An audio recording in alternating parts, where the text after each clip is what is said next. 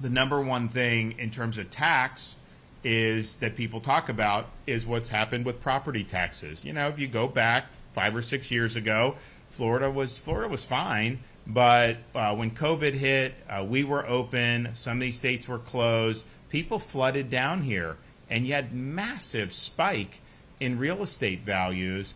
And which, you know, on the one hand, like you have your you have your home. That's your number one asset for many people.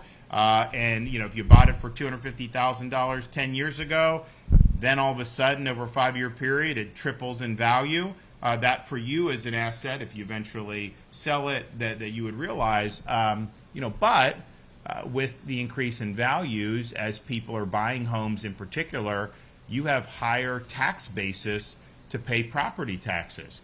And sometimes, like, you know, if you have a homestead is great, but the homestead is limited in terms of how much benefits you get.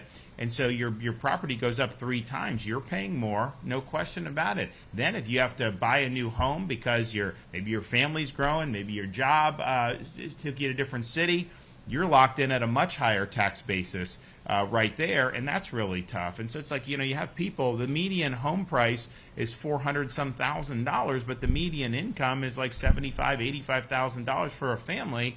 And so how does it work where you're having to pay 10 grand a year just in property taxes? And the thing about it is, this is supposed to be your private property, but yet you could own your home for 50 years and you still got to pay the government just to live on your property. I mean, at some point, when do you own your property free and clear, or are you just always going to be paying rent to the government? So I think there's a philosophical debate that we need to have about property tax, but there's also just the practical debate, and this is not limited to Florida.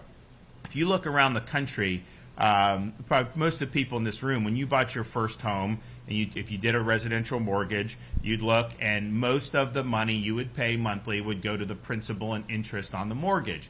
Then you'd have some for insurance and some for taxes, but the principal and interest was always the biggest. Now, it's pretty standard across the country that the insurance plus principal and interest is more than what the taxes plus principal and interest are more than what you pay on the balance of your home.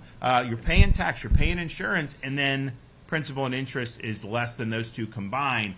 And so this is difficult for people. So the tax, you know, we can't control the value of homes in the government. You wouldn't want us to try to do that. It wouldn't work. Insurance, we've done a lot of reforms. The market is stabilized. More companies are coming in. But that's very, very tricky when you've got 6 major hurricanes in 7 years. Our market is the most challenging in the country. Government can't just set a rate. If I could just say you pay $1 a month, I would do that, right? But we know that everything would collapse. It's just not, it's a private market. But the tax is purely about government, right? Government can tax or not tax. We in Florida have the opportunity, even though this is a local issue mostly, to, you know, do constitutional protections. There are things we can do in Tallahassee working with the legislature, but I think it's just, you know, you get locked in, you should not be in a situation where you'd ever have to give up your home because you can't afford the taxes. So I'm glad that we're here. We've got some great folks. We've got Senator Blaise Ingoglia, who represents a district